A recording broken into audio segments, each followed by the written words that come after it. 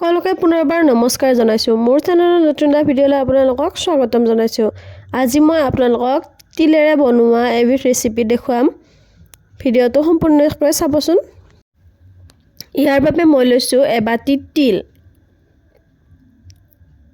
তিলকেইটা ধুই ধুনীয়াকৈ শুকাই লৈছোঁ আৰু এয়া গুৰ মিঠৈ এনেকৈ কাটি কাটি লৈছোঁ। একে সমান জোখতে লৈছোঁ এবাটি।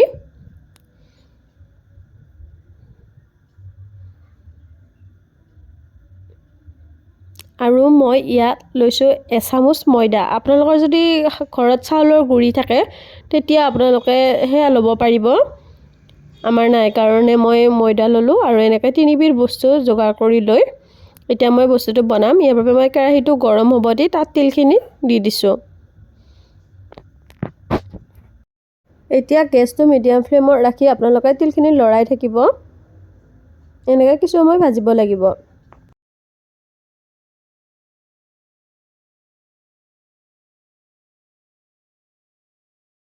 খিনিৰ পৰা এটা ধুনীয়া গোন্ধ আহিছে আৰু ভজা হৈ গৈছে। এতিয়া মই ময়দাখিনি তাত দি দিছোঁ আৰু 1 মিনিট সময় এনেকৈ ভাজি ল'ম। বহুত বেছি সময় নাভাজিব।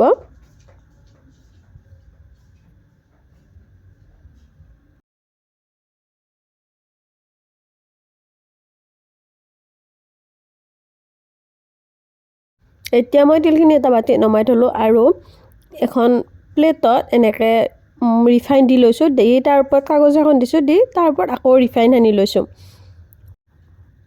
এতিয়া মই পুনৰ কেৰাহীটো বহাই দি তাত 1 কাপ পানী দিছোঁ।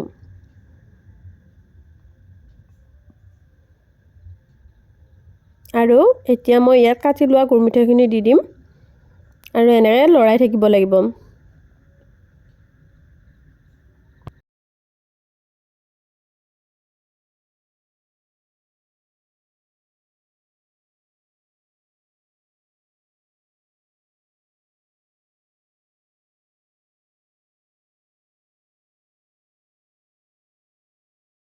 এনেকৈ লৰাই থাকোঁতে গুৰ মিঠৈখিনি গলি যাব আৰু হৈছে নে নাই পৰীক্ষা কৰিবৰ কাৰণে এখন প্লেটত মই এনেকৈ দি দিছোঁ আৰু এনেকৈ চাওঁতে দেখিছে নহয় গোট মৰা নাই, গতিকে হোৱা নাই। গোট মাৰিব লাগিব। আকৌ কিছু সময় উতলিবৰ কাৰণে থৈ দিছোঁ। আকৌ কিছু সময় উতলাৰ পিছত আপোনালোকে দেখা পাইছে এনেকৈ লাহে লাহে গোট মাৰিব ধৰিছে আৰু এনেকৈ প্লেটত দিওঁতেও গোট খাইছে। এতিয়া মই ইয়াত তিলখিনি দি দিম আৰু এটা কথা মন কৰিব যে তিলখিনি দিয়াৰ লগে লগে আপোনালোকে গেছটো বন্ধ কৰি দিব। আৰু ইয়াতে মই তিলখিনি দি এতিয়া লগে লগে গেছটো বন্ধ কৰি দিছোঁ আৰু লৰাই দিছোঁ। এইখিনি কাম আপোনালোকে যিমান পাৰে সিমান সোনকালে কৰিব, নহ'লে আঠাটো লাগি ধৰি পিছত কৰিবলৈ অসুবিধা হয়। মই যিখন পেপাৰত ৰিফাইন দি থৈ দিছিলোঁ সেইখন ওচৰত আনি থৈ দিছোঁ আৰু এতিয়া এই মিশ্ৰণখিনি তাত দি দিম।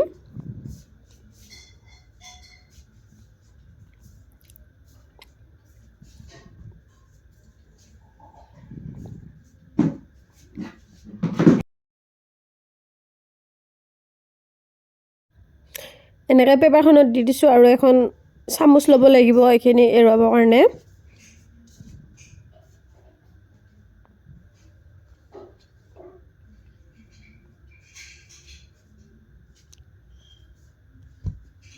এনেকৈ চামুচখনেৰে এৰুৱাই দিছোঁ আৰু এনেকৈ বহল কৰি দিব লাগিব।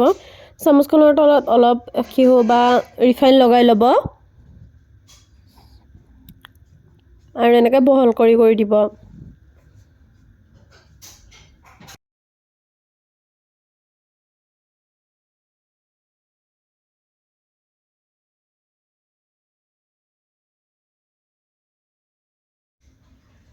এতিয়া মোৰ এইখিনি হৈ গ'ল এনেকৈ দিয়া। এতিয়া মই এখন ছুৰী লৈছোঁ আৰু ছুৰীখনেৰে কাটি কাটি ল'ম। যেতিয়া ঠাণ্ডা হ'ব তেতিয়া কাটিবলৈ বহুত অসুবিধা হ'ব, সেইকাৰণে এতিয়াই আপোনালোকে যিমান ডাঙৰ কৰে সেই হিচাপত কাটি কাটি ল'ব। আৰু মই এনেকৈ গোটেইখিনি কাটি লৈছোঁ।